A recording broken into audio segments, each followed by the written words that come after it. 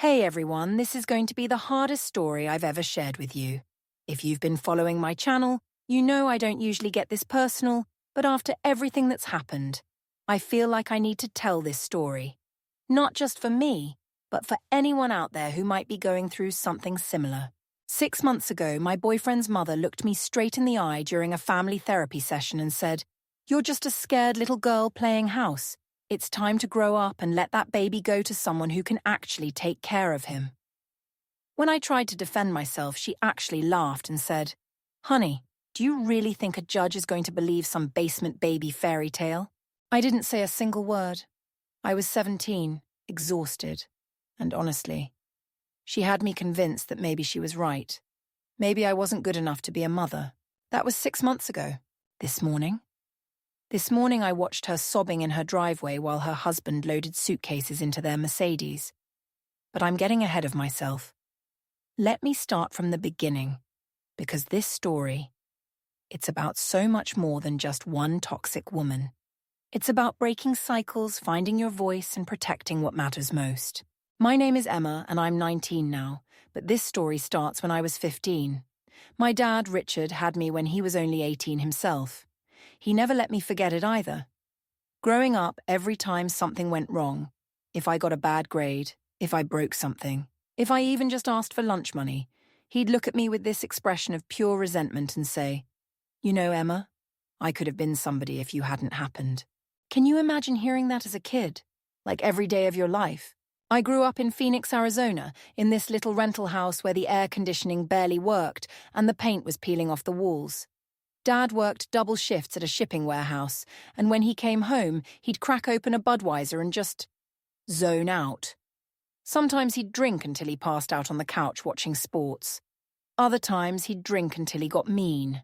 The thing about emotional neglect is that it doesn't leave bruises you can see. Nobody calls Child Protective Services because your parent never tells you they love you, or because they make you feel like your existence is a mistake. But it damages you just as much as any physical abuse, maybe more. By the time I was 14, I had zero self-esteem and major trust issues. I was that girl who would do anything for attention, especially male attention, because I was so desperate to feel wanted by somebody. Anybody. Pause for effect. And that's exactly how I ended up pregnant at 16. His name was Tyler.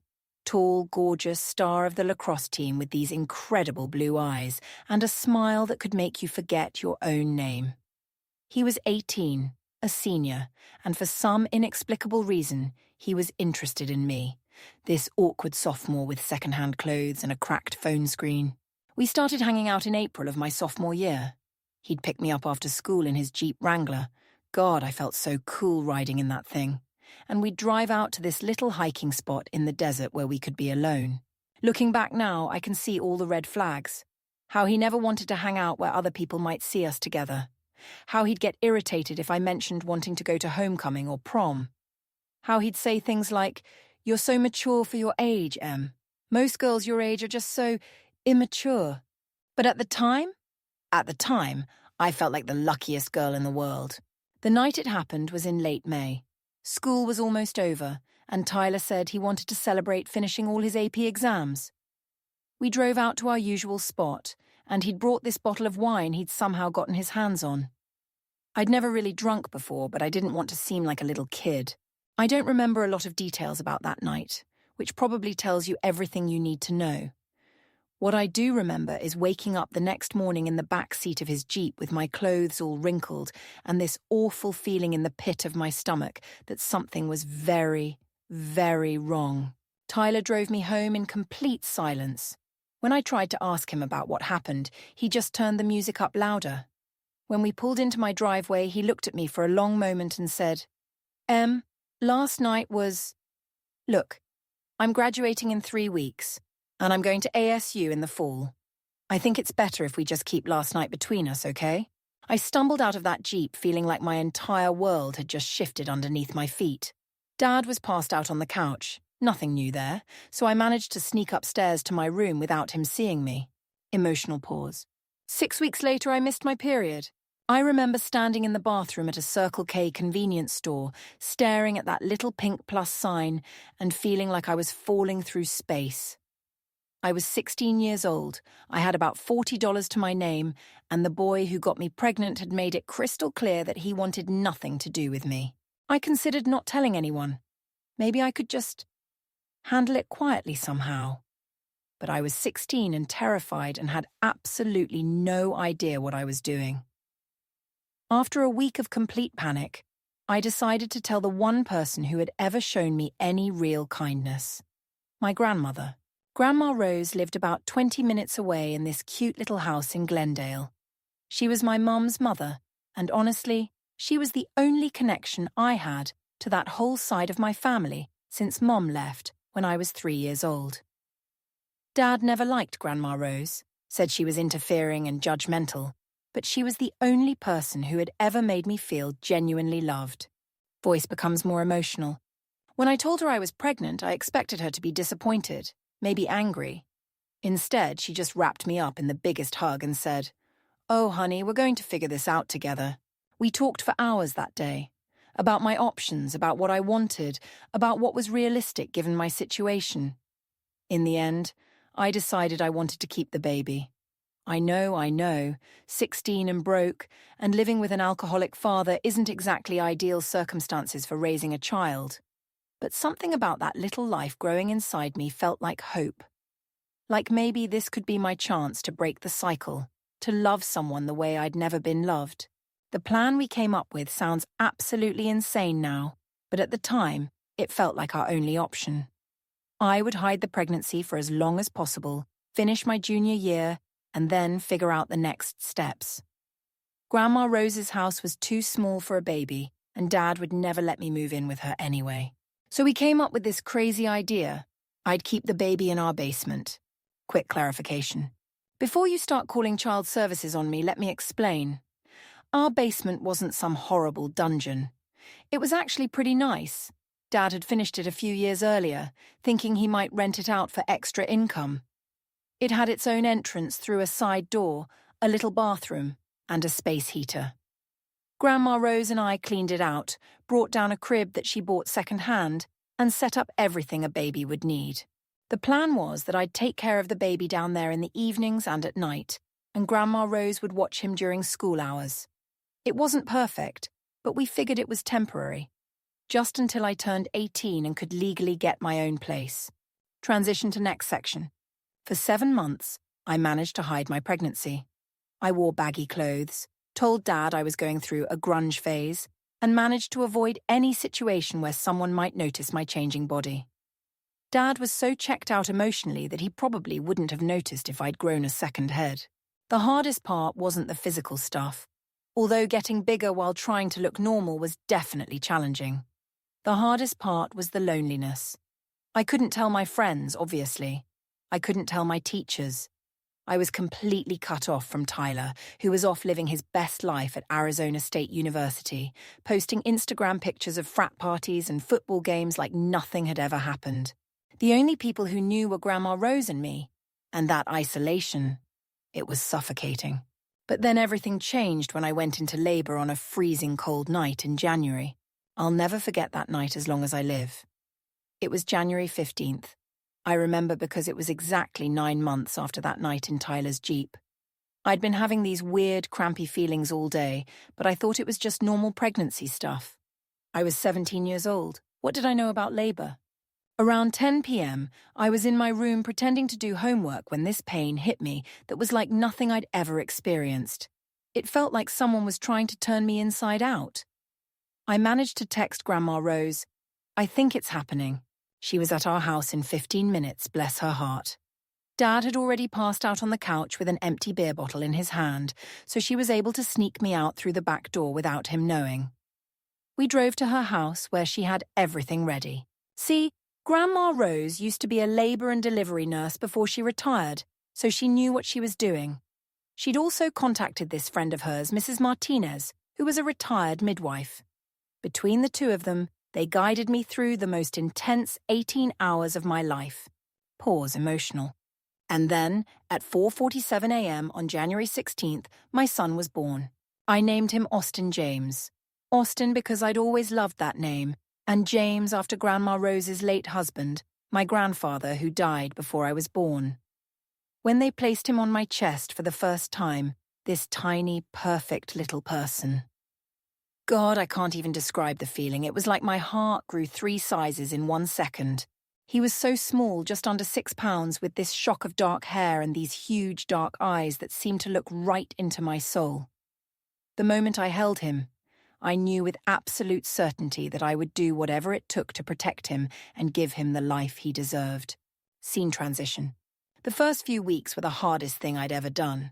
I was still finishing my junior year, had to, if I wanted any shot at a future, so my schedule was insane. I'd go to school all day, pretending everything was normal, then come home and take care of Austin all night in the basement. I barely slept. I was running on pure adrenaline and determination. Dad was so emotionally checked out that he never questioned why I was spending so much time studying in the basement, or why I was always so tired. I'd gotten really good at hiding things from him over the years. Grandma Rose helped as much as she could, but she was 73 years old and dealing with her own health issues. Most of the time, it was just me and Austin figuring it out together. But then Tyler came back into the picture. Tone shift. It was early March when he first showed up. I was downstairs with Austin, who was about 6 weeks old at this point, when I heard someone knocking on the side basement door. My heart just about stopped. Nobody was supposed to know about that entrance. I looked through the little window and there was Tyler, looking exactly the same as he had the previous year, except maybe his hair was a little longer. My first instinct was panic. How did he know? Who told him? But when I opened the door, the look on his face wasn't angry or accusatory. It was curious, maybe even concerned. He said, looking past me into the basement where Austin was sleeping in his little bouncer. Is that... I couldn't lie anymore. I was exhausted, overwhelmed, and honestly, part of me had been hoping for months that he'd somehow find out and want to be involved. His name is Austin, I said quietly. He's your son. Tyler stepped inside and just stared at this tiny baby for the longest time. Austin was doing that thing newborns do where they make little faces in their sleep, and Tyler's expression was so complicated, scared, amazed, guilty, all mixed together. Why didn't you tell me? He finally asked.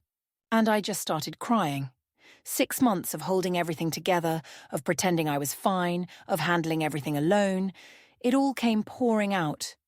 I told him about being scared, about thinking he wouldn't want anything to do with us, about how I'd been managing everything by myself. Pause. To his credit, Tyler didn't run.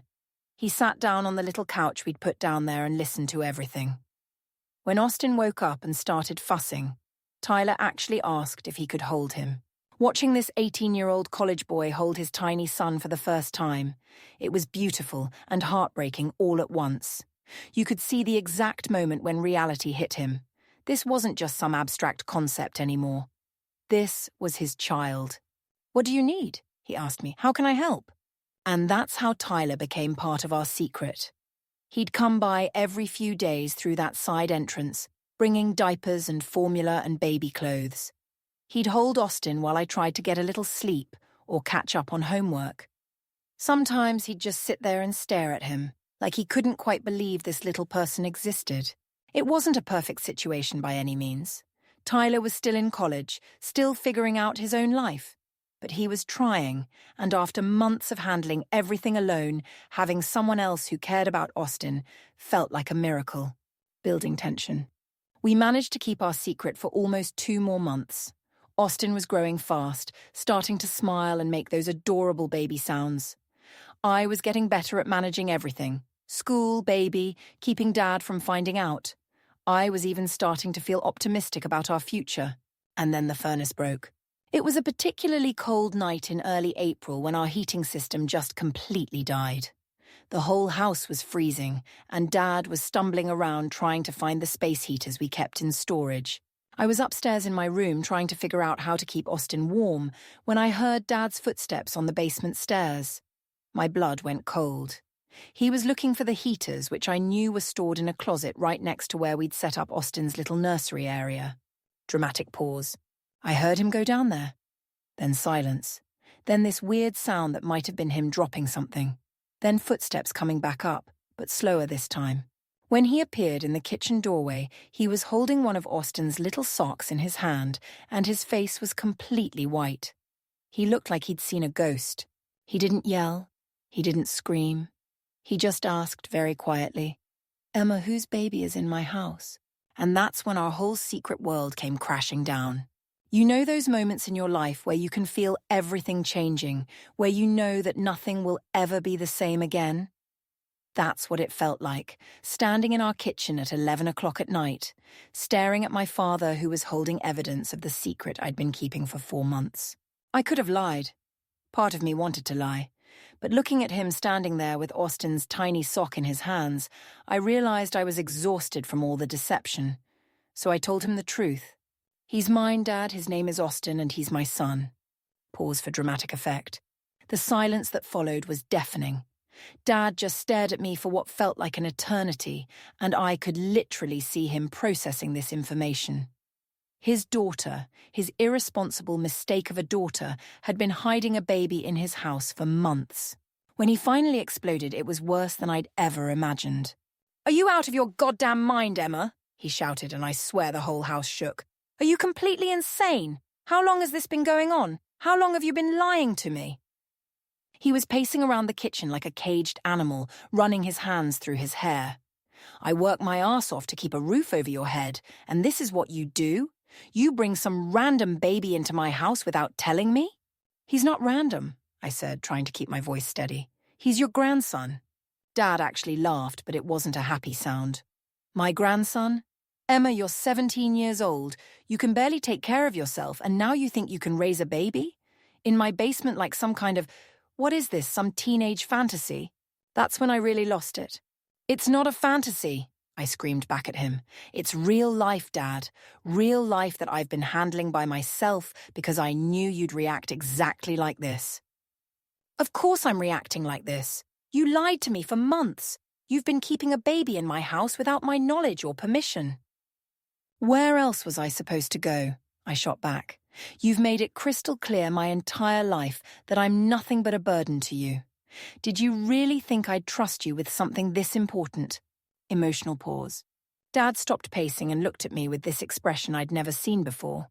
It was hurt, but also recognition. Like maybe for the first time, he was seeing how his behavior had affected me. But then Austin started crying from downstairs and the spell was broken. "Get him," Dad said quietly. "Bring him up here." My hands were shaking as I went down to get my son. Austin was scared by all the shouting, his little face red from crying. I picked him up and held him close, trying to calm both of us down. When I came back upstairs with Austin in my arms, Dad was sitting at the kitchen table with his head in his hands. He looked up when we entered, and for the first time, he really looked at Austin. Softer tone. "He looks like you did when you were born," Dad said quietly. I sat down across from him, still holding Austin, who had calmed down and was looking around with those big, curious eyes that babies have. "What's his full name?" Dad asked. "Austin James Thompson," I said. "Thompson was our last name." Dad nodded slowly. "Who's the father?" I told him about Tyler, about how it had happened, about how Tyler was now trying to help and be involved. Dad listened without interrupting, which was honestly more shocking than the yelling had been. When I finished, he was quiet for a long time. "Emma," he finally said, "you can't keep living like this. A baby needs proper care, regular doctor visits, a legal birth certificate. You can't just hide him in the basement forever." "I know," I said, and I started crying again. "I've been trying to figure it out. Grandma Rose has been helping me, but we know it's not a permanent solution." Pause. "Grandma Rose knows about this." Dad's voice was dangerous. "She's been helping me take care of him. She used to be a nurse, Dad. She knows what she's doing." Dad stood up abruptly. "That woman has been encouraging you to keep a secret from me for months. In my own house?" And that's when I realized we had an even bigger problem than I'd thought. Building tension. Dad was furious about Grandma Rose's involvement. In his mind, she'd been deliberately undermining his authority as my father. The next morning, he called her and they had this massive screaming fight over the phone. I could hear both sides of it from upstairs. "How dare you encourage her to lie to me?" She was scared, Richard, scared of exactly this reaction. "She's my daughter. I had a right to know." When have you ever given her reason to trust you with something important? That hit him where it hurt, and things got really ugly after that. They were bringing up old grievances, fights from when I was little, things about my mom leaving. It was awful. The worst part was that they were so focused on being angry at each other that they completely lost sight of what was best for Austin and me. After he hung up on Grandma Rose, Dad came upstairs and found me in my room trying to calm Austin down. All the yelling had scared him again. "I've made a decision," Dad said. "You and the baby are staying here, but there are going to be some rules." Tense delivery. The rules were a lot. Austin had to see a real pediatrician within the week. I had to get caught up on all his vaccinations and health checks. I had to finish my junior year with passing grades. Dad wanted to meet Tyler and his family, and Grandma Rose was banned from the house until further notice. That last one broke my heart. Grandma Rose had been my lifeline through all of this, and now Dad was cutting off my only support system as punishment for not telling him sooner. But I agreed to everything, because what choice did I have? I was 17. I had a 3-month-old baby, and I had nowhere else to go. The pediatrician visit was terrifying. I was convinced they'd somehow know that Austin hadn't been getting proper medical care, that they'd call child services, that they'd take him away. But Dr. Williams was amazing. She checked Austin thoroughly and said he was healthy and developing perfectly. "You're doing a great job, Mom," she told me, and I almost started crying right there in the exam room. It was the first time anyone had ever called me a good mother. Emotional shift. Finishing my junior year while caring for a baby was the hardest thing I'd ever done academically. I was chronically sleep-deprived, stressed about money, and worried constantly that I was failing Austin somehow. But I managed to pull it off, mostly because I was terrified of what Dad would do if I didn't. Tyler came by every few days, always through the front door now that Dad knew about everything. Dad was suspicious of him, to put it mildly. But Tyler was polite and respectful, and he always brought something for Austin: diapers, clothes, toys. I think that helped. Pause. It was actually Tyler who suggested that he tell his parents about Austin. "They're going to find out eventually anyway," he said one evening while he was helping me give Austin a bath. "And honestly, maybe they can help. My mom's really good with kids, and my dad, well, he might surprise you." I was terrified of meeting Tyler's parents. In my head, they were these sophisticated, wealthy people who would take one look at me and decide I wasn't good enough for their son. But Tyler insisted it was the right thing to do. So we set up a meeting. Tyler's parents, my dad, and us. A proper family meeting to figure out how to move forward. I should have known it was too good to be true. The meeting was scheduled for a Sunday afternoon in early June. Tyler's parents, Diana and Michael Richardson, were going to come to our house to meet Austin and discuss the situation, as Tyler's mom kept calling it over the phone. I spent the entire weekend cleaning our little house from top to bottom, trying to make it look as respectable as possible. Dad helped, which was honestly shocking. I think he was as nervous as I was about making a good impression. Tyler arrived an hour early to help me get ready and to spend some time with Austin, who was now 5 months old and starting to develop his own little personality. He'd learned to smile and giggle, and he had this way of looking at people that made you feel like you were the most important person in the world. "They're going to love him," Tyler said, holding Austin while I changed into my best dress, which wasn't saying much considering my wardrobe consisted mostly of thrift store finds and hand-me-downs. Building tension. When the Richardsons' Mercedes SUV pulled into our driveway, I felt like I was going to throw up.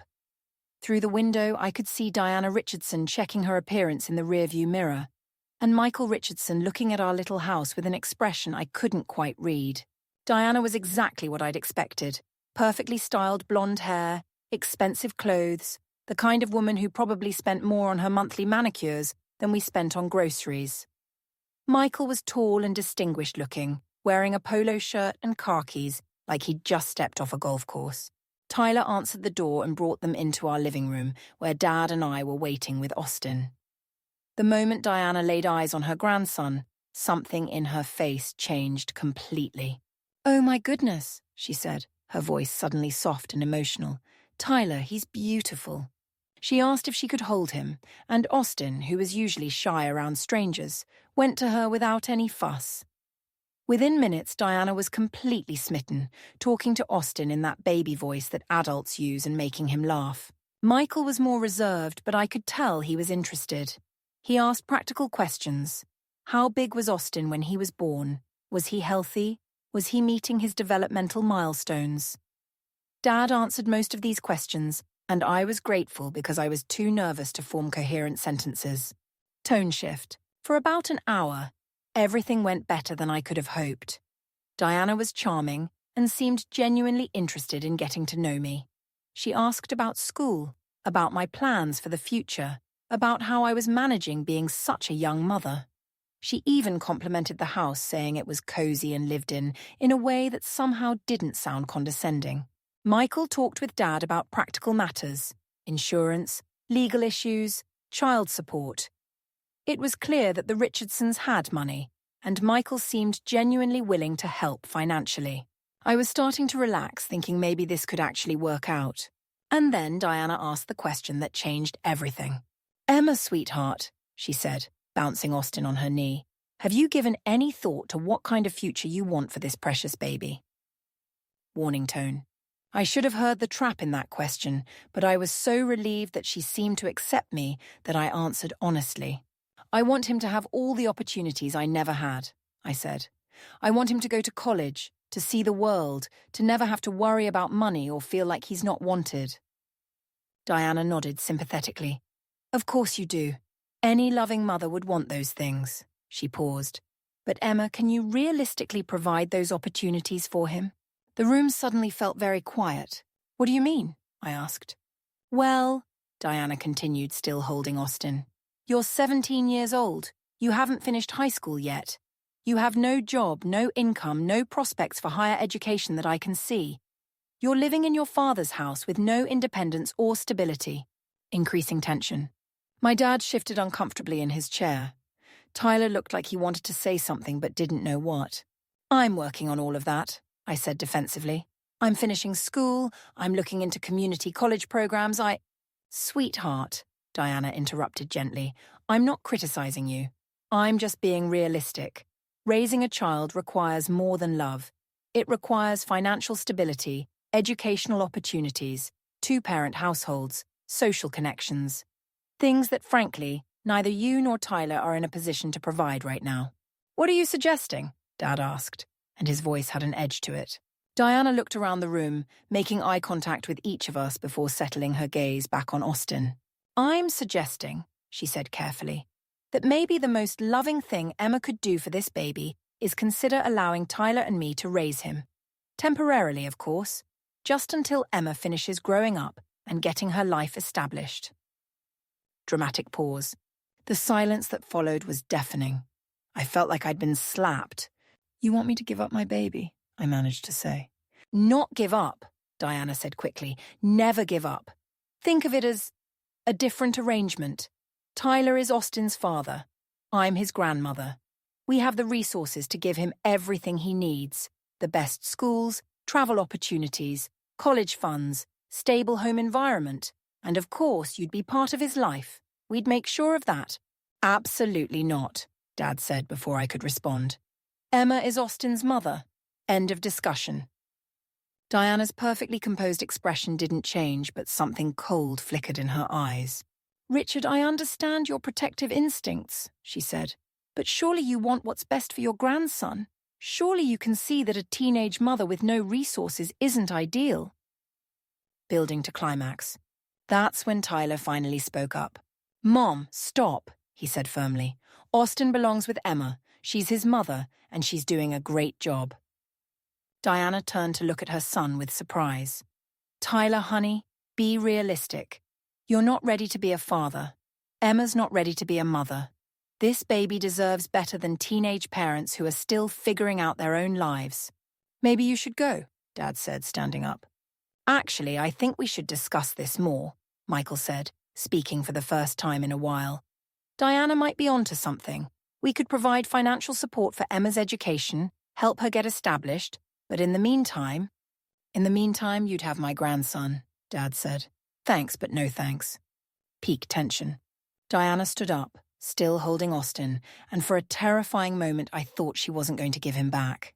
"This isn't over," she said calmly. "I've seen too many children suffer because of teenage parents who prioritize their own feelings over their child's well-being. I won't let that happen to my grandson." She handed Austin back to me, but the look in her eyes was nothing like the warm grandmother I'd met an hour earlier. This was something else entirely, something calculating and determined.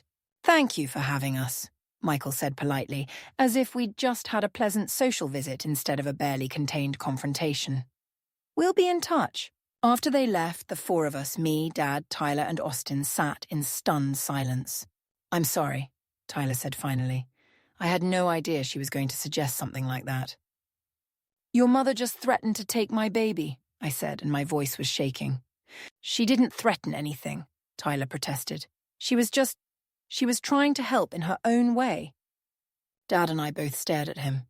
"Tyler," Dad said carefully, "your mother just told us that Emma isn't fit to raise her own child. How exactly is that helpful?" And that's when I realized that Tyler, despite his good intentions, might not be the ally I thought he was. I should have seen the signs earlier. The way Diana Richardson had assessed our house like she was calculating its worth. The questions about my future plans that felt more like a job interview than a conversation. The way she'd held Austin like she was already thinking of him as hers. But I was 17 and naive, and I wanted so desperately to believe that Tyler's family would accept us that I ignored all the red flags. The first real sign that we were in trouble came 3 days after that disastrous meeting. I was at Austin's 6-month pediatric appointment when Dr. Williams pulled me aside after the examination. "Emma," she said carefully, "I need to ask you something, and I want you to be completely honest with me. Is there any chance someone might call Child Protective Services about your situation?" My blood went cold. "Why are you asking?" "Because someone called our office yesterday asking very specific questions about Austin's care. Questions about whether he was up to date on his vaccinations, whether there were any concerns about his living situation, whether there had been any signs of neglect or abuse." Building dread. "Who called?" I asked, even though I was pretty sure I already knew. They said they were a concerned family member, but they wouldn't give their name. "Emma, I told them that Austin is healthy and well cared for, but..." She paused. "Have you had any conflicts with family members recently? Anyone who might be concerned about your ability to care for Austin?" I told her about the Richardsons, about Diana's suggestion that maybe they should raise Austin temporarily. Dr. Williams listened with a serious expression. "Emma, I need you to understand something," she said when I finished. "Child Protective Services takes anonymous reports very seriously, especially when they involve young mothers. If someone calls CPS with concerns about Austin's welfare, they're legally obligated to investigate." "But Austin is fine," I said desperately. "You just said so yourself." "Austin is absolutely fine, and you're doing an excellent job as his mother," Dr. Williams assured me. "But CPS doesn't know that until they investigate. And investigations can be disruptive to families." Pause for impact. I drove home from that appointment feeling like I was going to be sick. When I told Dad what Dr. Williams had said, he was furious. "That woman is trying to build a case against you," he said. "She's trying to create evidence that you're an unfit mother." Tyler came over that evening, and when I told him about the phone call to the pediatrician's office, he looked genuinely shocked. "There's no way my mum would do something like that," he insisted. "She might have strong opinions, but she wouldn't try to get Austin taken away from you." "Tyler," I said carefully, "your mother literally suggested that I let her raise my baby because I'm too young and irresponsible." "That's different," Tyler said. "That was a conversation between family members. That wasn't... She wouldn't call CPS on you." Dad and I exchanged a look. Tyler was in denial about who his mother really was. Tension escalating. But Diana Richardson was just getting started. Over the next 2 weeks, weird things started happening. I'd get calls from Austin's daycare. I'd enrolled him part-time so I could work a few hours a week at a local cafe, saying someone had called asking about his pickup schedule and who was authorized to collect him. Someone called my high school guidance counselor asking about my grades and attendance record. Someone even called Grandma Rose, who I'd finally been allowed to see again, asking questions about my family history and whether there had ever been any issues with drugs or alcohol. Every call was from someone claiming to be a concerned family member who wouldn't give their name. It was psychological warfare, pure and simple. Diana Richardson was trying to gather ammunition against me while simultaneously making me paranoid and afraid. The worst part was that it was working. I started second-guessing every decision I made. Was I feeding Austin often enough? Was his sleep schedule appropriate? Was our house clean enough? Was I spending enough educational time with him? Every aspect of my parenting felt like it was being scrutinized and judged. Emotional intensity. The breaking point came on a Thursday evening in late June. I was giving Austin his bath when Tyler showed up, looking more serious than I'd ever seen him. "We need to talk," he said. I finished bathing Austin, got him ready for bed, and then sat down with Tyler in the living room. Dad was at work, pulling a double shift, so we had the house to ourselves. "My parents want to meet with you again," Tyler said, "but this time they want to do it at their house." "Why?" I asked, immediately suspicious. "They feel like the conversation we had here got heated. They think if we meet on neutral territory, we might be able to come to some kind of arrangement that works for everyone." "Tyler, your mother wants to take my baby away from me. There's no arrangement that's going to make that okay." Tyler ran his hands through his hair, a nervous habit he'd had since high school. "Emma, maybe you should at least hear them out. My parents have a lot of resources. They could help with Austin's college fund, or help you get into a good school, or—" "In exchange for what?" I interrupted. "What do they want in return for all this generosity?" Pause. Tyler couldn't meet my eyes. "They want to file for partial custody." The words hit me like a physical blow. "They want legal rights to Austin," I said slowly. "They want to be able to make decisions about his life without asking me." "It wouldn't be like that," Tyler said quickly. "It would just be backup. Like, if something happened to you, or if you needed help making major decisions about his education or healthcare." "Tyler, do you hear yourself right now? You're asking me to voluntarily sign away my parental rights to people who think I'm an unfit mother." "They don't think you're unfit," Tyler protested. "They just think you're young and could use support." Anger building. "Support would be offering to babysit sometimes, or helping with expenses, or giving me parenting advice," I said, my voice getting louder. "Support is not asking for legal custody of my child." "Emma, please just think about it." "No," I stood up. "Absolutely not. Austin is my son, not your parents' do-over baby." Tyler looked hurt. "That's not what this is about." "Isn't it? Your mom sees a baby she can control and mold into exactly what she wants, without having to deal with the messy reality of a teenage daughter-in-law who has her own opinions." "You're being paranoid," Tyler said. Climactic moment. That's when I realized something that should have been obvious from the beginning. Tyler was never going to stand up to his parents for me. He was 18 years old and still completely under their influence. When push came to shove, he was going to side with them. "I think you should leave," I said quietly. "Emma, come on. Tyler, you just asked me to sign over custody of my baby to your parents. You asked me to legally minimize my own role as his mother. If you can't see why that's completely insane, then we have nothing more to talk about." Tyler left that night angry, and I didn't hear from him for 3 days. When he finally did call, it was to tell me that his parents had decided to proceed without my cooperation. "They've talked to a lawyer," he said over the phone. "They think they have grounds for a custody case based on your living situation and other factors." "What other factors?" I demanded. "The fact that you hid the pregnancy. The fact that you kept Austin in a basement for months. The fact that you're financially dependent and have no stable support system." Realization dawning. That's when I understood the true scope of what Diana Richardson had been doing. All those phone calls, all those questions about my history and Austin's care. She hadn't been trying to build evidence that I was unfit. She'd been building evidence that she could present to a family court judge. The basement thing was especially damaging. Taken out of context, it sounded like child endangerment. Diana had found the perfect weapon to use against me. "Tyler," I said, and my voice was surprisingly calm. "If your parents try to take my son away from me, I will fight them with everything I have." "Emma, they're not trying to take him away. They just want what's best for Austin." "If they believed I was what's best for Austin, they wouldn't be talking to lawyers." That night, After I hung up with Tyler, I called Grandma Rose and told her everything. By the time I finished talking, we were both crying. "Oh, honey," she said, "we need to get you a lawyer." And that's how I learned that Diana Richardson had made one crucial mistake. She'd underestimated just how far a mother will go to protect her child. Finding a lawyer when you're 18 years old with no money and no credit is basically impossible. Every attorney I called wanted a retainer fee of at least $3,000 just to get started, and that was more money than I'd seen in my entire life. But Grandma Rose had an idea. "There's this woman I know from church," she said. "Margaret Santos.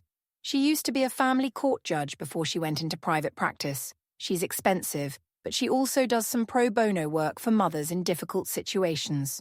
Margaret Santos was nothing like what I'd expected a high-powered attorney to look like. She was maybe 50, with curly grey hair and laugh lines around her eyes, and she wore a simple navy blue suit that looked professional but not intimidating. We met in her office on a Tuesday afternoon, Austin sleeping peacefully in his car seat between us while I told her the whole story from beginning to end. Admiration in tone. Margaret listened without interrupting, occasionally taking notes, and when I finished, she was quiet for a long moment. "Emma," she finally said, "I'm going to be completely honest with you. The Richardsons have some legitimate arguments.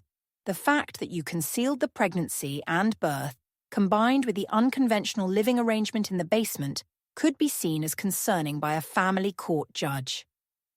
My heart sank. "However," she continued, "they've made some significant mistakes. First, they've shown their hand too early. By making it clear that their ultimate goal is to take Austin away from you, they've eliminated any possibility of appearing to act in his best interests rather than their own." "What do you mean?" "If they'd approached this as concerned grandparents who wanted to help and support you as Austin's mother, they might have had a stronger case. But by immediately pushing for custody, they've revealed that their priority is control, not Austin's well-being." Building hope. Margaret explained that in Arizona, grandparents' rights are limited unless they can prove that the parents are unfit or that their involvement is in the child's best interests. The burden of proof was on the Richardsons, not on me. "The other thing working in your favor," Margaret said, "is that you've been proactive about addressing the issues they might raise. Austin is healthy, well cared for, up to date on his medical care. You're finishing high school and making plans for your future. You have your father's support and a stable living situation." "But what about the basement thing?" I asked. Margaret smiled slightly. "Emma, you were 16 years old in an impossible situation. You made sure your baby was born safely with medical assistance, and you provided him with a clean, warm, safe environment while you figured out a long-term plan. Those aren't the actions of an unfit mother. Those are the actions of a resourceful young woman doing her best in difficult circumstances."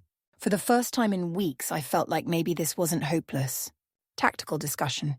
"Here's what we're going to do," Margaret said.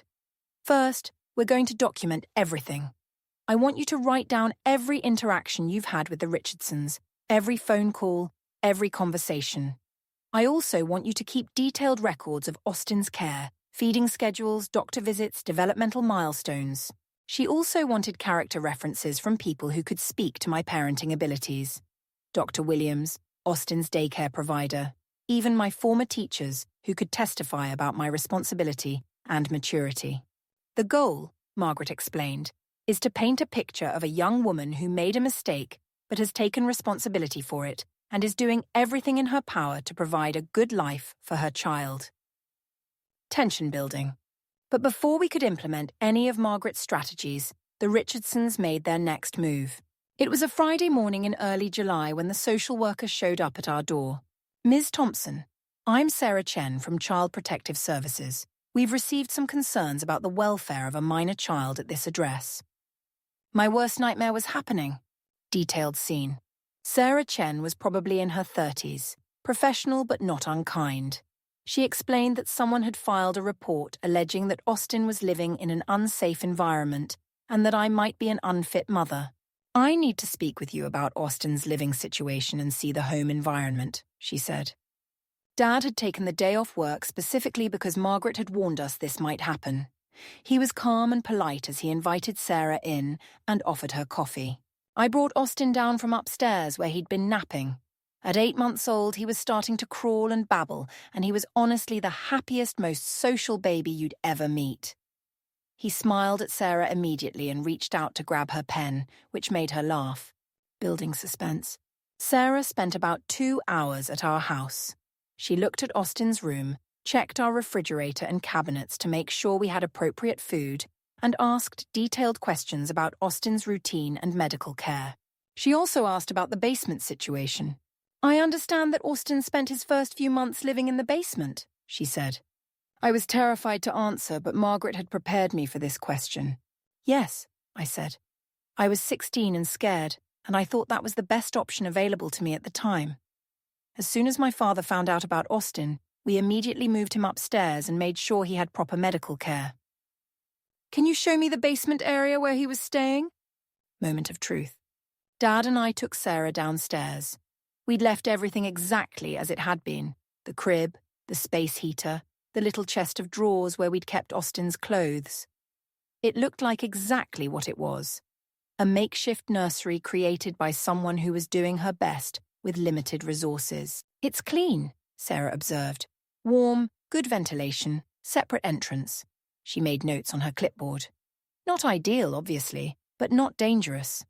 When we went back upstairs, Sarah sat down with me and asked more questions about my plans for the future, my support system, and my relationship with Tyler and his family.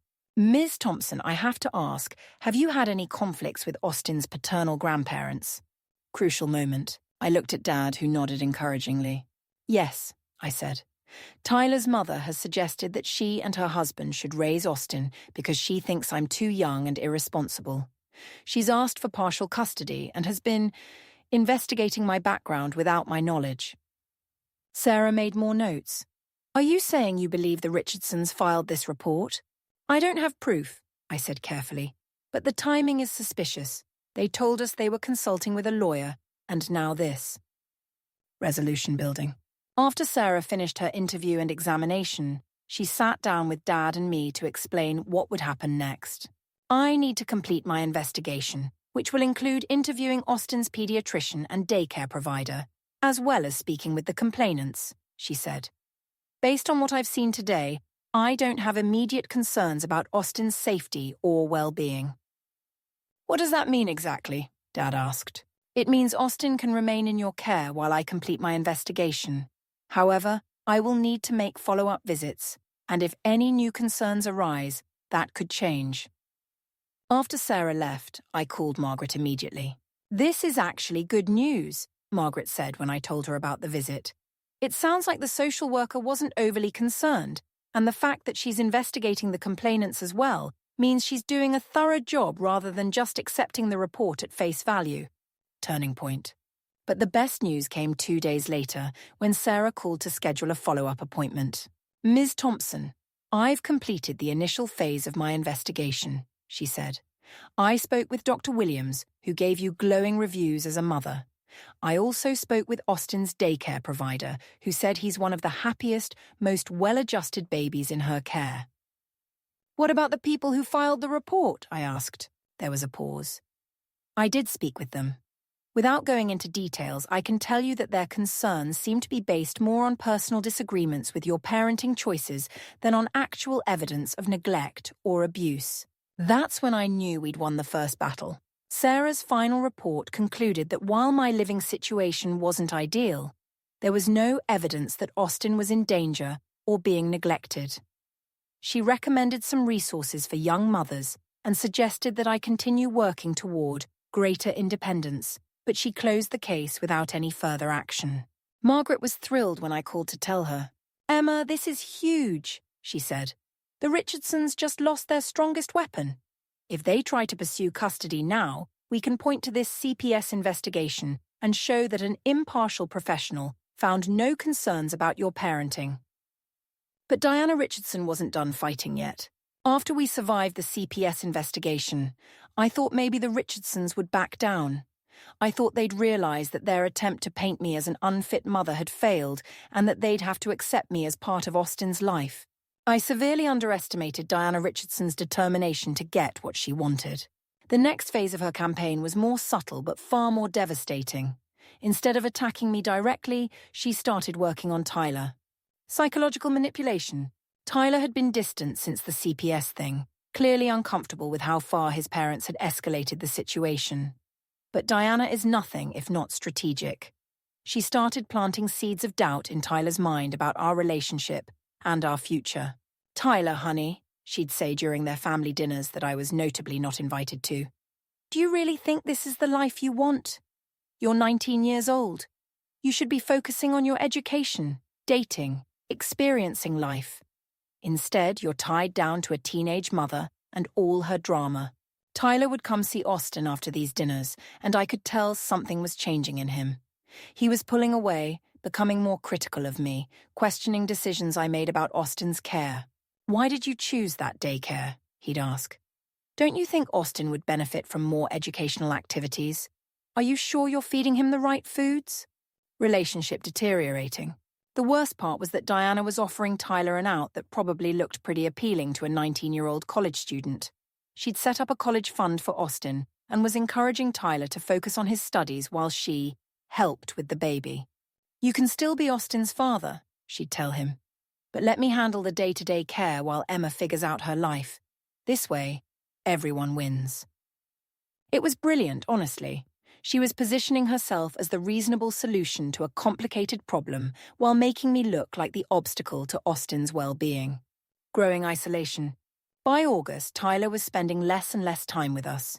He'd show up for an hour here and there, usually with his mother's suggestions about what Austin needed or what I should be doing differently.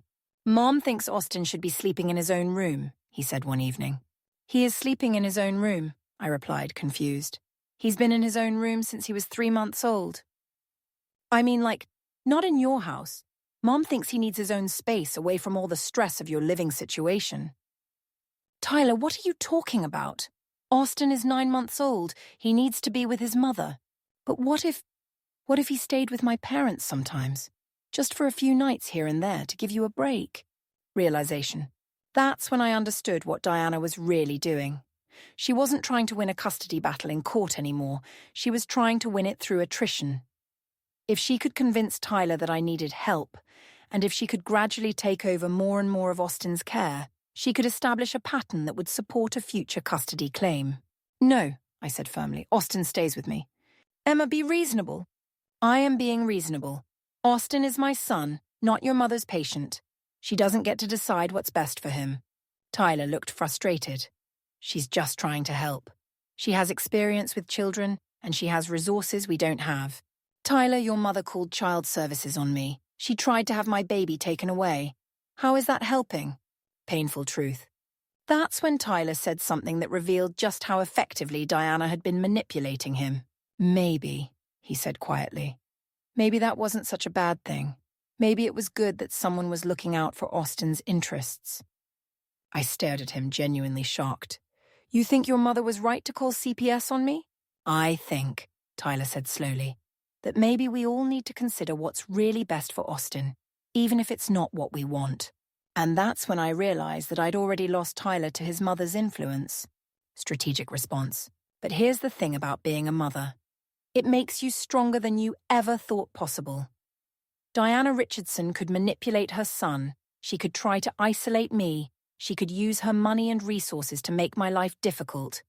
But she couldn't change the fundamental fact that Austin was my child, not hers. I called Margaret Santos the next day. "I think we need to go on the offensive," I told her. Margaret had been monitoring the situation, and she agreed that waiting for the Richardsons to make their next move wasn't working. "What did you have in mind?" she asked. "I want to file for a restraining order," I said. "I want them legally required to stay away from Austin and me, unless it's during supervised visits with Tyler." Legal strategy. Margaret explained that getting a restraining order would be difficult unless I could prove harassment or threats. But she had a better idea. "What if we file for a custody arrangement ourselves?" she suggested. "Instead of waiting for them to challenge your rights as Austin's mother, we establish those rights legally, and put Tyler's visitation on an official schedule. The advantage of this approach was that it would force everything into the open. No more manipulation, no more gradual takeover attempts, no more subtle undermining of my authority as Austin's mother. If Tyler wants to be Austin's father, then he needs to step up and act like one, Margaret said.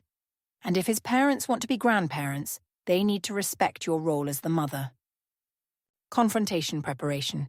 Before we filed anything, though, I decided to have one final conversation with Tyler. I owed him that much for Austin's sake, if nothing else. I asked him to meet me at a neutral location, a coffee shop near the community college where I was taking my first few courses.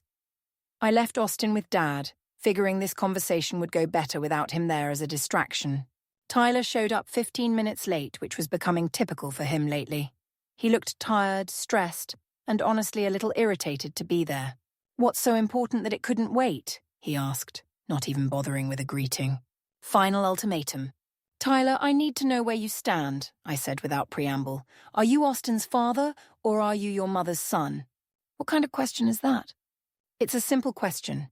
Are you going to be Austin's dad, who makes decisions based on what's best for him, or are you going to be Diana's puppet, who does whatever she tells you to do?" Tyler shifted uncomfortably. "You're being dramatic, Emma. My mum is trying to help us." "Your mum is trying to take my baby away from me, and you're helping her do it." "That's not—" "Tyler, yesterday you asked me if Austin could spend a few nights at your parents' house. Today, how many nights will it be? Next week, will you be asking for weekends? Next month, will you be asking for half the time?" Moment of truth. Tyler couldn't meet my eyes, which told me everything I needed to know. "Your mother has a plan," I continued. "She's going to gradually increase the time Austin spends with her until she can argue that he's essentially living there part-time. Then she's going to file for joint custody, claiming that I'm unstable and that Austin needs the security of her home." "You're being paranoid." "Am I?" "Tyler, prove me wrong. Tell me right now that you'll never agree to let your mother take Austin away from me. Tell me that you'll support my rights as his mother, even when your parents pressure you not to."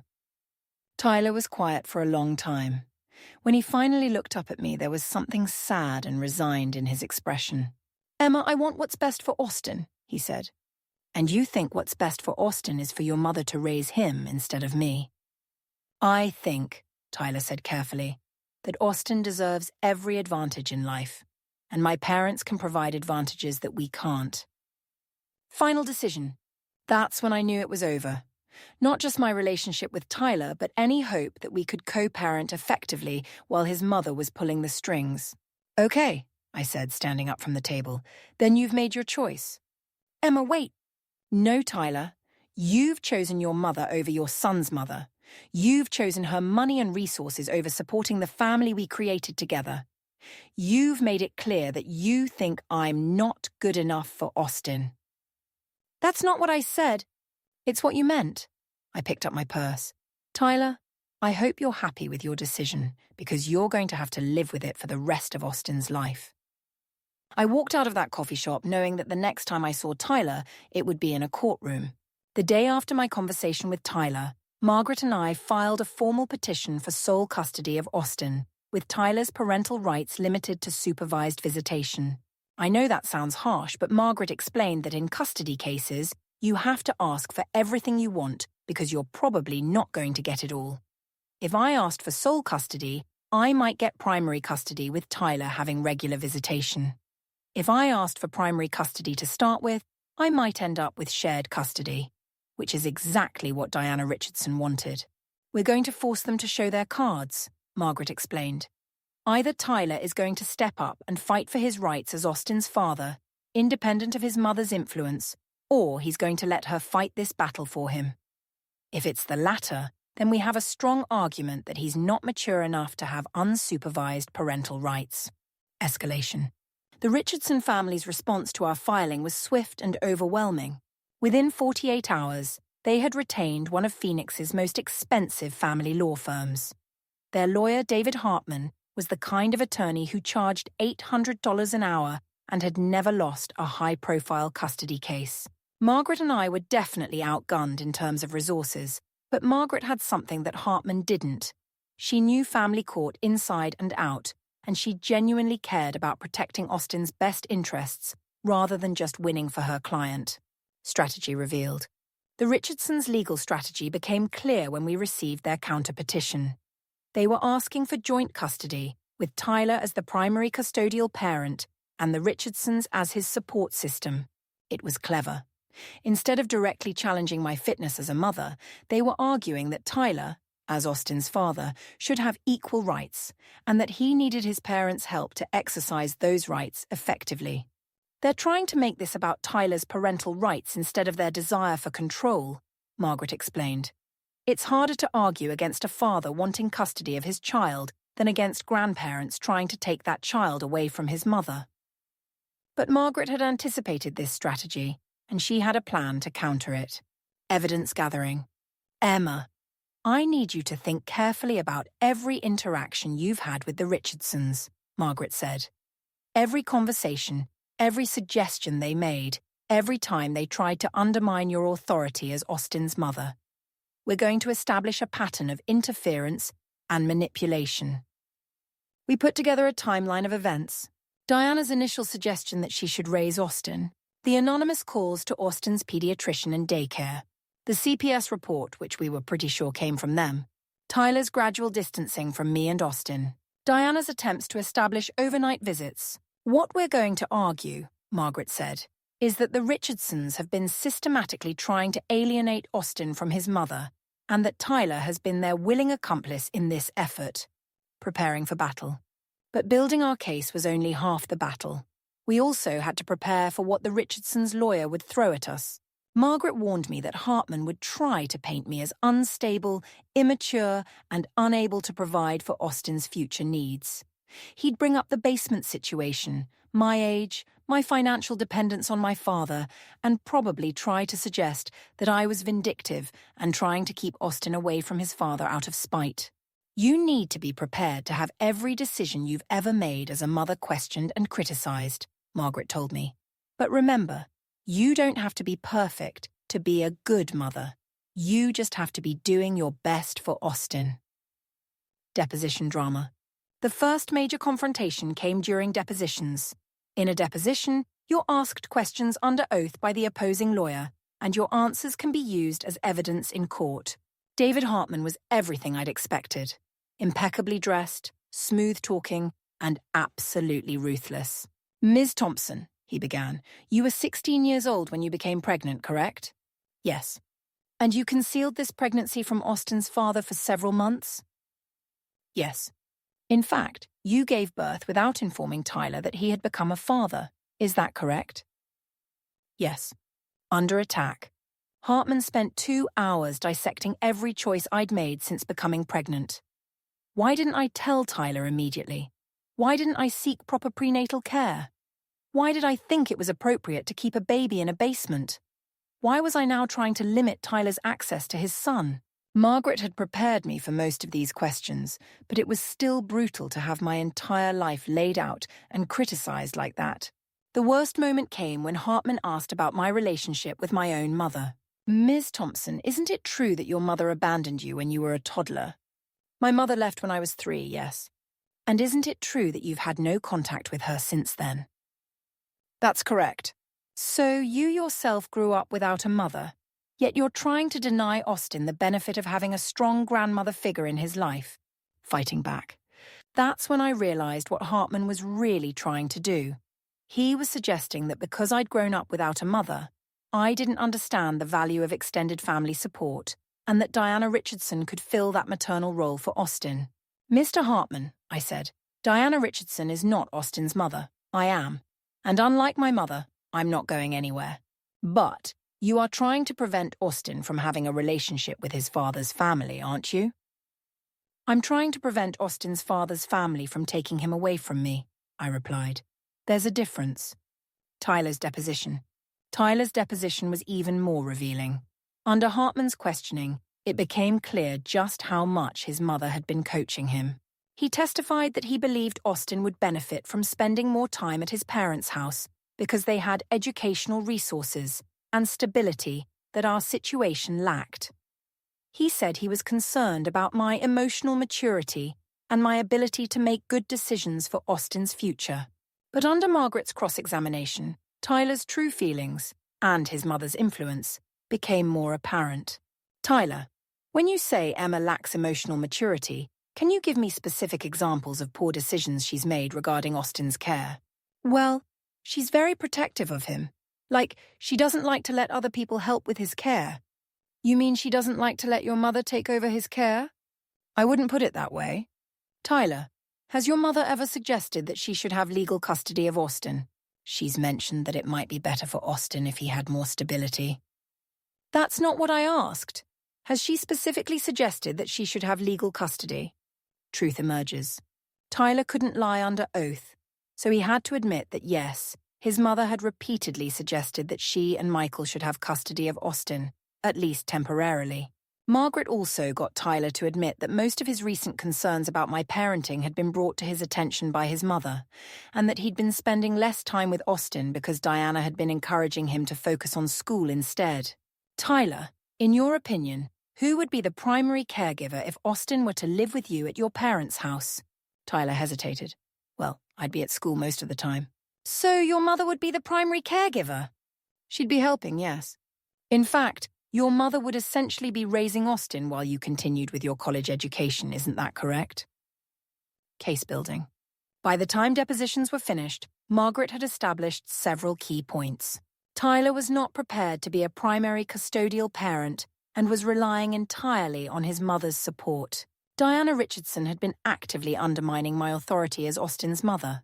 The Richardsons' ultimate goal was to have Diana raise Austin, with Tyler as a figurehead. Tyler had been coached by his parents and was not making independent decisions about Austin's welfare. Emma, I think we have a strong case, Margaret told me after reviewing the deposition transcripts. But you need to be prepared for them to get desperate. Desperate people do desperate things. She had no idea how right she was. 3 weeks before our court date, Diana Richardson made her final, most devastating move. It started with a phone call from Austin's daycare provider on a Tuesday morning. Emma, I need you to come pick up Austin immediately, Mrs. Garcia said, and her voice sounded strange, strained and apologetic. Is he sick? I asked, already grabbing my car keys. No, he's fine. But there's been a situation. I can't discuss it over the phone. Just please come get him as soon as possible. Mounting dread. When I arrived at the daycare, Mrs. Garcia met me at the door with Austin in her arms. She looked uncomfortable, like she was being forced to do something she didn't want to do. Emma, I'm so sorry, she said, handing Austin to me. I have to ask you not to bring Austin back. Why? What happened? Mrs. Garcia looked around nervously, then lowered her voice. Someone called this morning claiming to be from Child Services.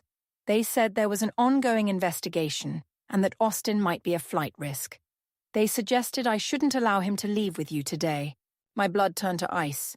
What did you tell them? I told them that I'd never had any concerns about your care for Austin and that I needed to see official paperwork before I'd restrict your access to your own child. But Emma, she paused. The person who called knew details about your case that wouldn't be public knowledge. They mentioned the basement situation and suggested that Austin might not be safe in your care. Realization. That's when I understood what Diana Richardson had done. She was trying to make me look like I was unstable and potentially dangerous, possibly setting up a scenario where someone would call 911 claiming I'd threatened to harm Austin or flee with him.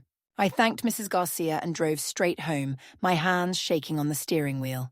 This wasn't just about custody anymore. Diana was trying to have me arrested. Emergency response. I called Margaret from my car and told her what had happened. Emma, where are you right now? Margaret asked, and her voice was sharp with concern. I'm driving home with Austin. No, don't go home. Come straight to my office and call your father and tell him to meet us there. Margaret, what's going on? I think the Richardsons are about to claim that you violated some court order or that you're in contempt. They might be trying to have you arrested for kidnapping your own child. Safe haven. Margaret's office became our command center for the next several hours. Dad showed up within 30 minutes, looking worried and angry. Margaret's paralegal took Austin to a conference room where he could play while we figured out what was happening. Here's what I think is going on, Margaret explained. The Richardsons know they're losing the custody case, So they're trying to create an emergency situation that would force the court to remove Austin from your care temporarily. She'd seen this strategy before.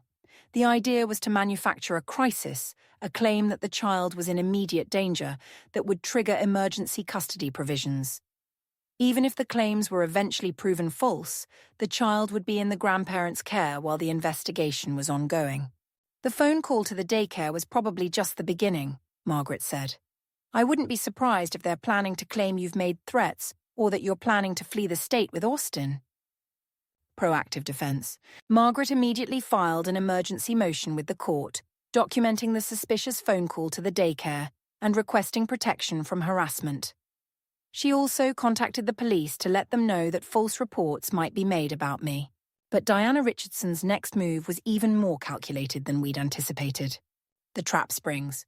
That evening, while Austin and I were staying at a hotel, Margaret had suggested we avoid my house until we knew what was happening. Tyler called me. "Emma, we need to talk," he said. "Can you meet me? It's about Austin." "Tyler, our lawyers are handling everything now. We shouldn't be talking directly." "Please," he said, and he sounded genuinely distressed. "I think my mom is planning something and I want to warn you." Moment of decision. Against Margaret's advice, I agreed to meet Tyler at a public place, a restaurant near the hotel where Austin and I were staying. I left Austin with Dad and drove to meet Tyler, hoping that maybe he'd finally realized how far his mother had gone and was ready to do the right thing. Tyler was already there when I arrived, sitting in a corner booth and looking more stressed than I'd ever seen him. When he saw me, he actually looked relieved. "Emma, thank God you came. I need to tell you what my mom is planning." "What do you mean?" "She's been meeting with this private investigator. She hired him to follow you around and document everything you do with Austin. She's trying to catch you doing something that could be seen as neglectful or dangerous." The revelation. My stomach dropped. "Tyler, how long has this been going on?" "A few weeks, I think. The guy has photos of you taking Austin to the park, to the grocery store, to your grandmother's house. My mum has been looking for something, anything, that she could use against you." "Why are you telling me this?" Tyler looked down at his hands. "Because I finally realized that this isn't about what's best for Austin anymore. This is about my mom wanting to control everything, and I've been helping her do it. Too little, too late." For a moment I felt hopeful that maybe Tyler was finally going to stand up to his mother and support me as Austin's mother. But then he said something that shattered that hope completely. "Emma, I think you should consider my mum's original offer. Let Austin stay with my parents temporarily while you get your life more established. Just until you finish school and get a good job and can provide him with the kind of life he deserves." I stared at him in disbelief. "Tyler, you just told me your mother hired a private investigator to spy on me, and your response is that I should give her my baby. It's not giving him away, it's just temporary. A few years maybe, until what? Until your mother decides I'm worthy of my own child." Final betrayal. That's when I realized that Tyler hadn't come to warn me out of some noble desire to protect Austin and me. He'd come to try one last time to convince me to give up voluntarily. "Tyler, your mother has been trying to destroy my life for months. She called child services on me. She hired a private investigator to stalk me. She's been manipulating you into turning against me, and you're still defending her. She's not trying to destroy your life. She's trying to help Austin. By taking him away from his mother? By giving him opportunities you can't provide. Point of no return." I stood up from the table. "Tyler, I want you to listen to me very carefully, because this is the last time I'm going to say this. Austin is my son. Not your mother's, not yours to give away, mine. And I will fight anyone who tries to take him from me, including you." "Emma, please." "No, you've made your choice. You've chosen your mother over your son, and you've chosen her money over doing what's right. But I'm not giving up my baby to make your life easier." I walked out of that restaurant knowing that Tyler would never be the father Austin deserved, but also knowing that I was strong enough to be both mother and father to my son, if I had to be. The next morning, Margaret called with news that would change everything. "Emma, you're not going to believe this," she said. "Diana Richardson made a mistake. A big one. Margaret's call came at 7 in the morning, and I could hear the excitement in her voice even though I was barely awake. Emma, get dressed and get to my office as soon as possible and bring Austin. We need to talk, and you're going to want to hear this in person. The revelation. When I arrived at Margaret's office an hour later, she had files and documents spread across her conference table like she'd been working all night. Emma, sit down. Diana Richardson tried to bribe a court official. I stared at her, not comprehending. She did what? Yesterday evening, Mrs. Richardson contacted the clerk's office and offered a donation to the court's children's fund in exchange for having our case moved to a different judge, one she apparently thought would be more sympathetic to her position. Legal earthquake. Margaret explained that court clerks are required to report any attempts at improper influence to the State Bar Association and the District Attorney's Office. Diana Richardson had essentially tried to buy a favourable outcome in our custody case. Emma, this doesn't just hurt her case, this could result in criminal charges against her. But that wasn't even the best part. The clerk's office recorded the conversation, Margaret continued. Diana didn't just offer money, she also made some very interesting statements about her intentions regarding Austin. Margaret played the audio recording for me. Diana's voice was clear and unmistakably hers. I don't care what it takes or what it costs. That baby belongs with our family, not with some teenage girl who doesn't know the first thing about raising a child properly. Tyler is my son, which makes Austin my grandson, and I will not allow him to be raised in poverty when he could have every advantage in life. Smoking gun. Emma, do you understand what this means? Margaret asked. Diana Richardson just admitted, on a recorded call to a court official, that her motivation is ownership of Austin, not his best interests. She's also admitted that she views you as inherently unfit because of your age and economic status. The recording got even better. When the clerk had asked Diana to clarify what she meant by whatever it takes, Diana had said, I mean that sometimes parents need to accept that they're not the best option for their children. Sometimes loving a child means letting someone more qualified raise them. I'm prepared to provide evidence that Emma Thompson is not capable of providing Austin with what he needs. Legal implications. Margaret explained that Diana's statements were devastating to the Richardsons' case in multiple ways. First, they showed that her primary concern was control, not Austin's welfare. Second, they revealed a pattern of viewing me as inherently inferior based on my age and circumstances, rather than my actual parenting abilities. Third, the attempted bribery demonstrated poor judgment and a willingness to circumvent legal processes to get what she wanted. Emma, I think we can get this case dismissed entirely, Margaret said. With this recording, plus all the evidence we've gathered about harassment and manipulation, I don't think any judge is going to award custody to the Richardsons. Counter-strategy. But Margaret had an even better idea than just defending against the Richardsons' custody petition. I think we should file for a restraining order against Diana Richardson specifically, she said. We have evidence of harassment, attempted bribery, and a pattern of behavior designed to interfere with your relationship with Austin. We can legally require her to stay away from both of you. The beauty of this strategy was that it would force Tyler to choose between his mother and his son. If Diana was legally prohibited from being around Austin, Tyler couldn't use his parents' house as a base for his custody claim. The hearing. The emergency hearing for the restraining order was scheduled for the following Friday. Margaret filed all our evidence, the CPS report we believed Diana had made, the phone calls to Austin's daycare and pediatrician, the recording of her attempted bribery, and Tyler's own deposition testimony about his mother's interference. Judge Patricia Morrison had been on the family court bench for 15 years and had seen every manipulation tactic imaginable. Margaret said she was fair but had no patience for games or attempts to use the court system to settle personal vendettas. The showdown. The hearing was held in a small courtroom with just the essential people present. Me, Margaret, Diana, and Michael Richardson, with their lawyer David Hartman, Tyler, and the court reporter. Diana Richardson looked different than she had at all our previous encounters. Gone was the perfectly composed grandmother facade. She looked angry, defensive, and for the first time genuinely worried. Judge Morrison reviewed our petition and then looked directly at Diana. Mrs. Richardson, I've listened to the recording of your conversation with my clerk's office. Would you like to explain to me what you meant when you said you were willing to do whatever it takes to gain custody of your grandson? Unraveling. Diana's lawyer tried to object, claiming that the recording was taken out of context, but Judge Morrison shut him down. Mr. Hartman, your client attempted to improperly influence a court proceeding and made statements that go directly to her motivations in this case.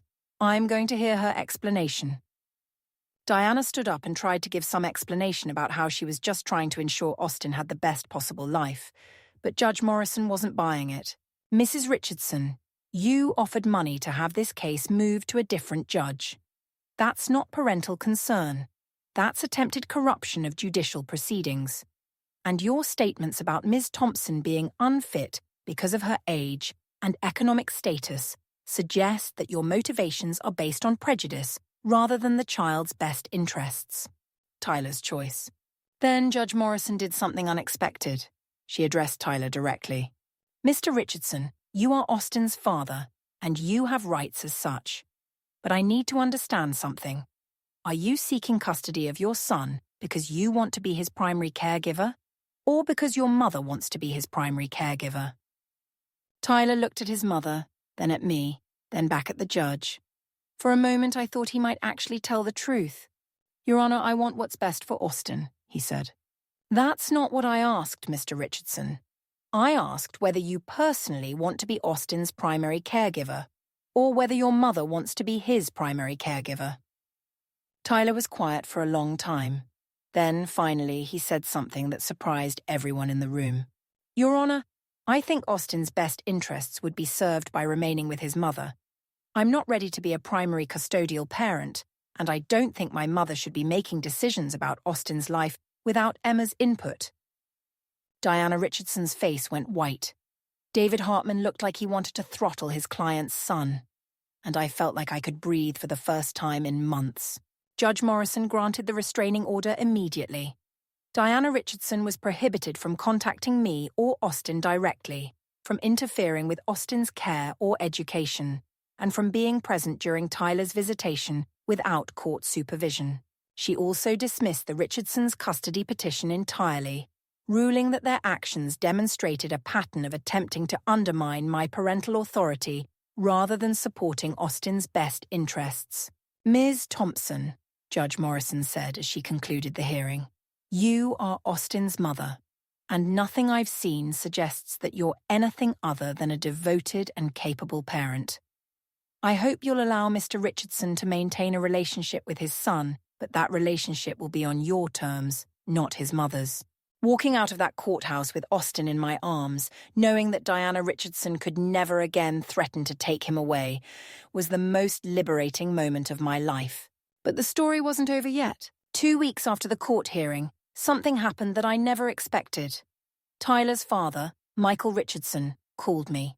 Emma, I know this is awkward, but I was wondering if we could talk. Just the two of us. I was immediately suspicious. After everything his wife had put me through, why would Michael want to meet with me? What about? I asked. About Austin, and about Diana, and about how we move forward from here. Unexpected meeting. We met at a coffee shop in Scottsdale, far from anywhere Diana might accidentally see us. Michael looked older than he had during our court appearances, and there was something in his expression that I'd never seen before. Regret, maybe, or guilt. Emma, I owe you an apology, he said as soon as we sat down.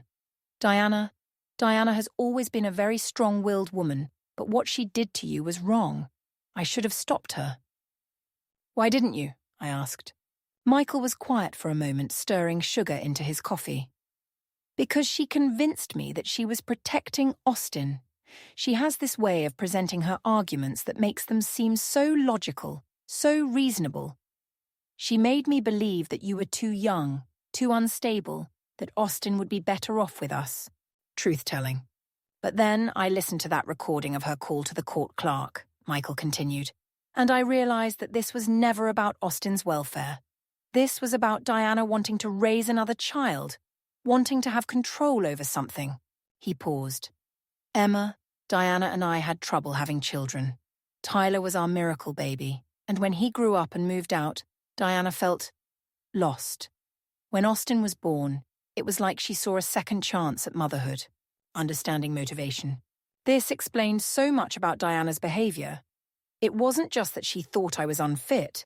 It was that she desperately wanted to be a mother again, and Austin represented that opportunity. "I'm not excusing what she did," Michael said quickly. "I just wanted you to understand that her motivations, while completely wrong, came from a place of love for Austin, not hatred for you." "It felt a lot like hatred," I said honestly. "I know, and I'm sorry for that. Diana can be ruthless when she wants something." "Emma, I have a proposition for you," Michael said. "Diana and I are getting separated.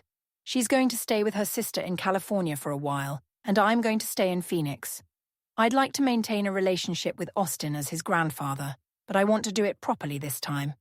On your terms, with your permission, with respect for your authority as his mother." I was shocked. "You're separating because of what happened with Austin?" "We're separating because Diana's behavior during this whole situation showed me aspects of her personality that I can't live with," Michael said. "The manipulation, the lying, the willingness to hurt you just to get what she wanted.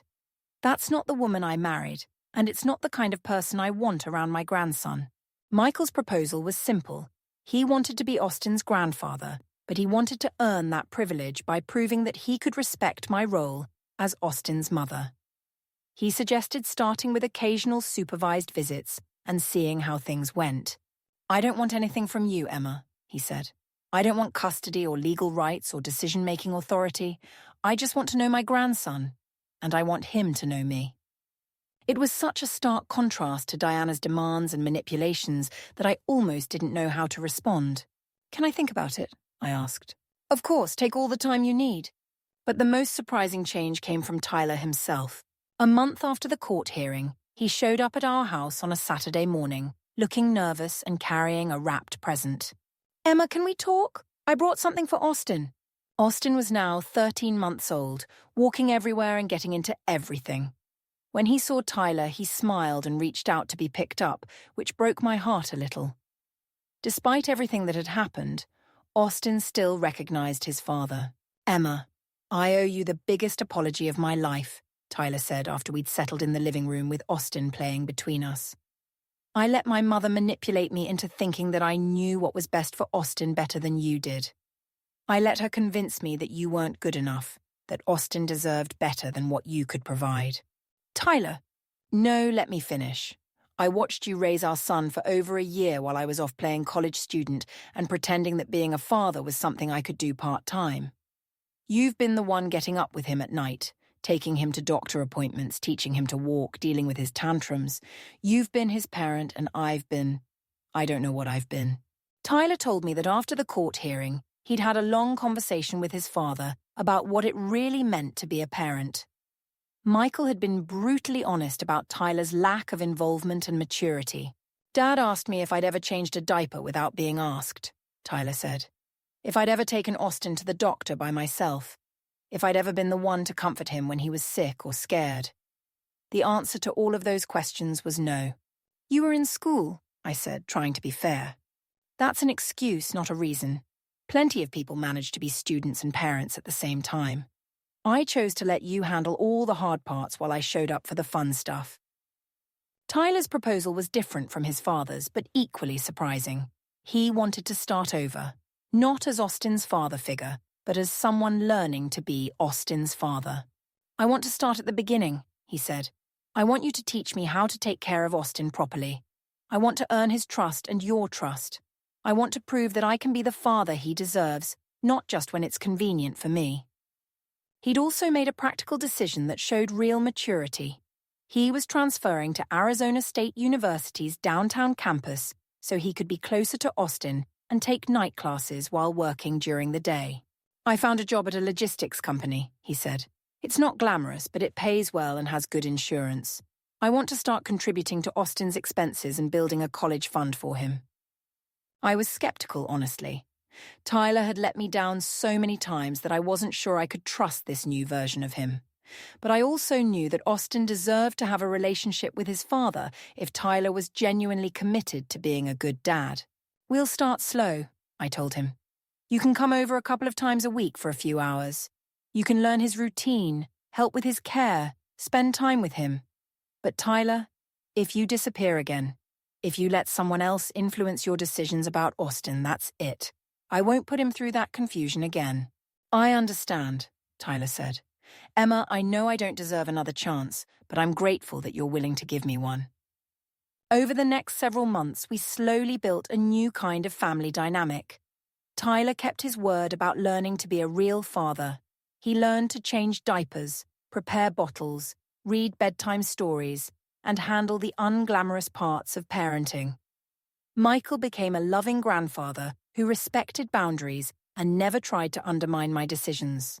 It wasn't the traditional family structure I'd imagined when I first found out I was pregnant, but it worked for us. During this time, I was also growing and changing. I finished my high school diploma and enrolled in community college, studying early childhood education. I wanted to understand child development better, not just for Austin, but potentially for a career working with children. Dad and I had also developed a much better relationship. Becoming a grandfather had softened him in ways I'd never expected, and he'd cut way back on his drinking. He was actually a wonderful grandfather to Austin, patient, playful, and completely devoted. "You know, Emma," he said one evening while we were watching Austin play with blocks on the living room floor, "I think I understand now why your mother left." "What do you mean?"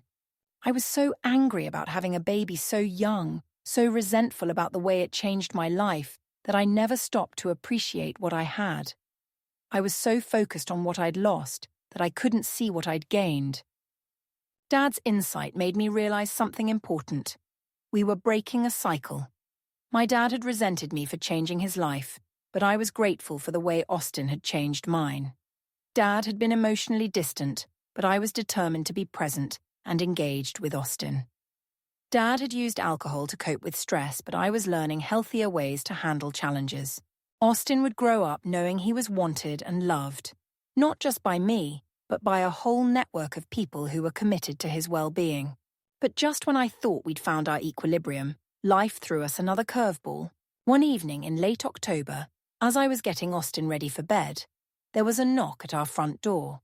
Dad answered it, and I heard a woman's voice that I didn't recognize. "Is this the Thompson residence? I'm looking for Emma Thompson." When I came downstairs with Austin in my arms, I saw a woman who looked strangely familiar standing in our doorway.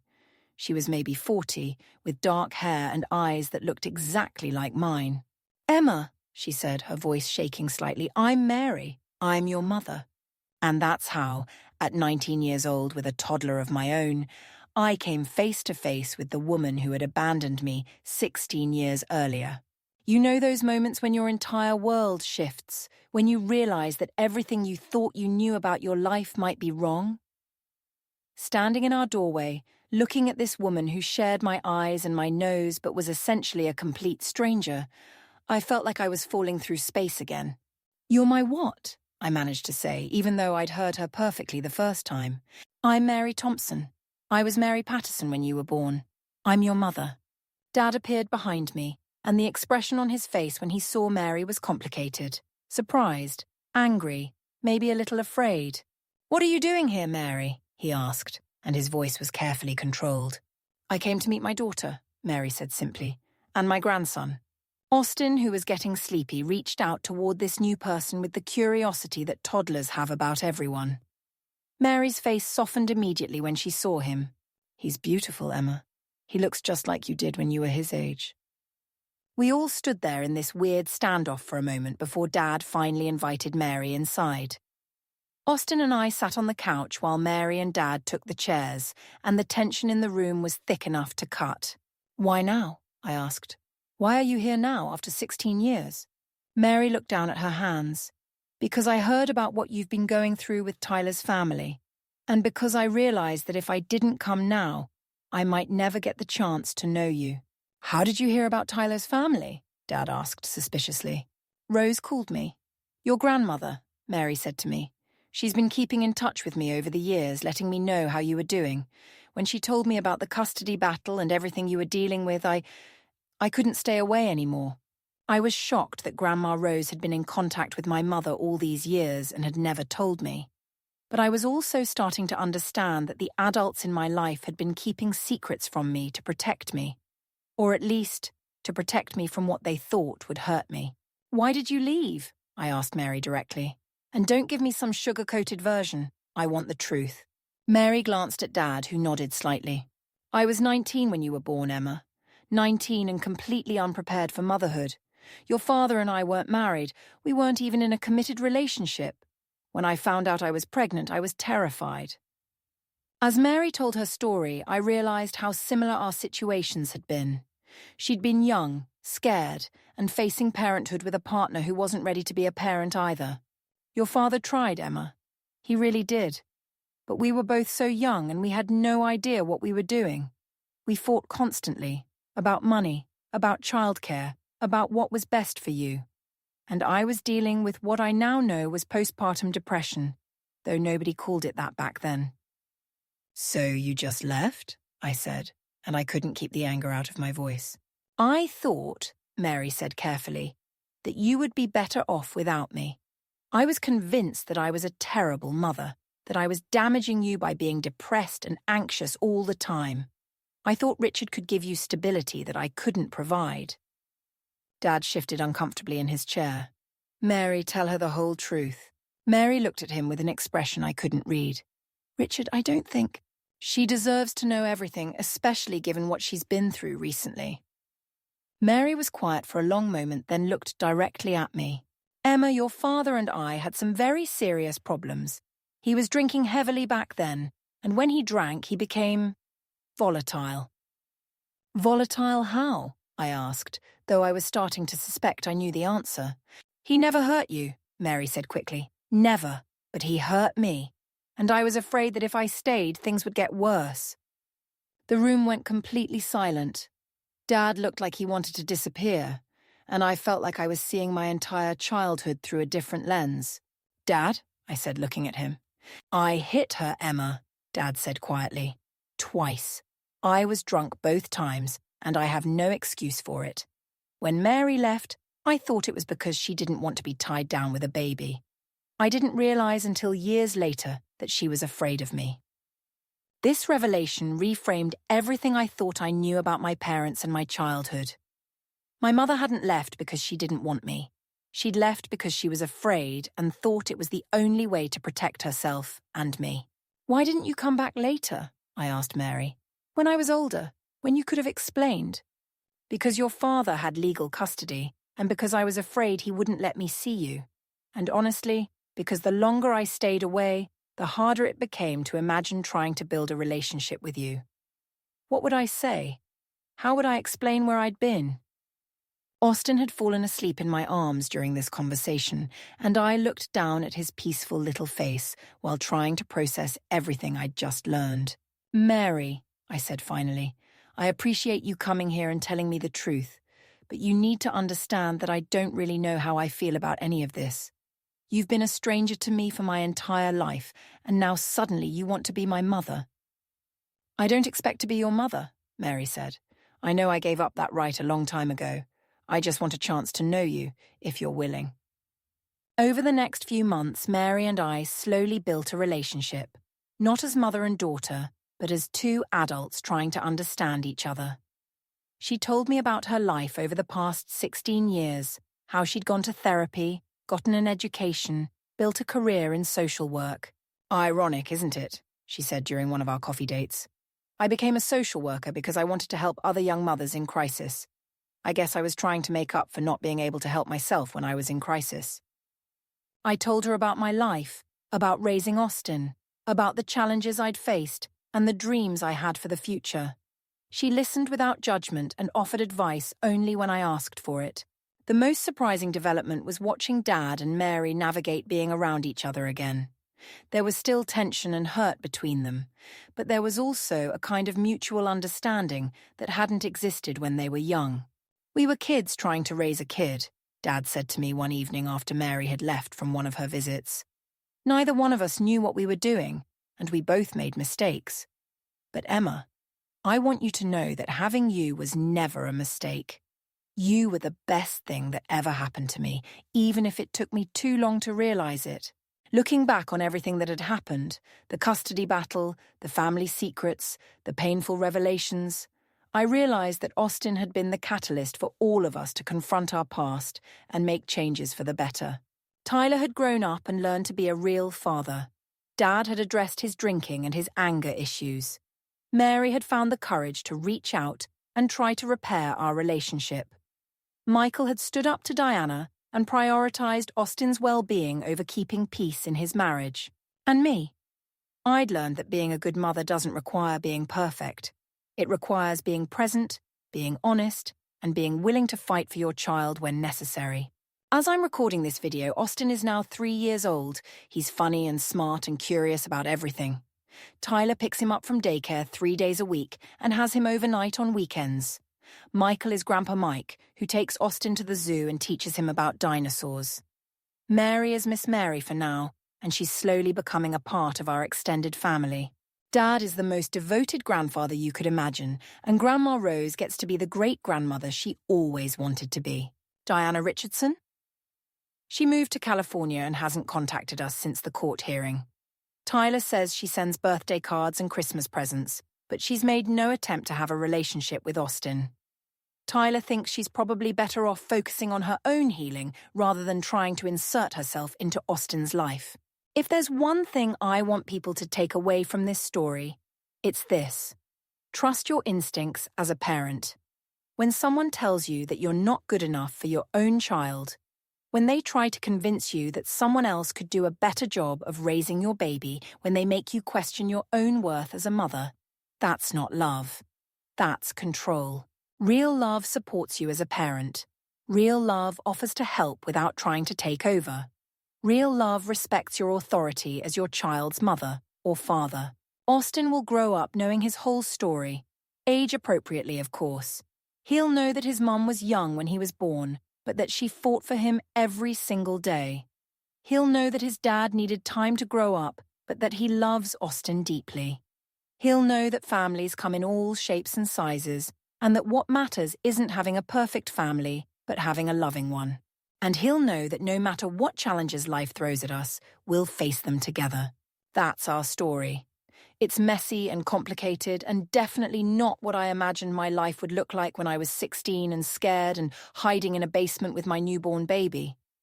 But it's ours, and I wouldn't change any of it. Because at the end of the day, Austin is safe and loved and surrounded by people who would do anything to protect him. And that's all any mother can really ask for. To anyone out there dealing with similar situations, whether you're a young parent, or you're dealing with difficult family members, or you're fighting for your rights as a parent, don't give up. Trust yourself. Seek help when you need it. And remember that being a good parent isn't about being perfect or having unlimited resources. It's about loving your child unconditionally and doing everything in your power to give them the best life possible. You've got this, and your children are lucky to have you.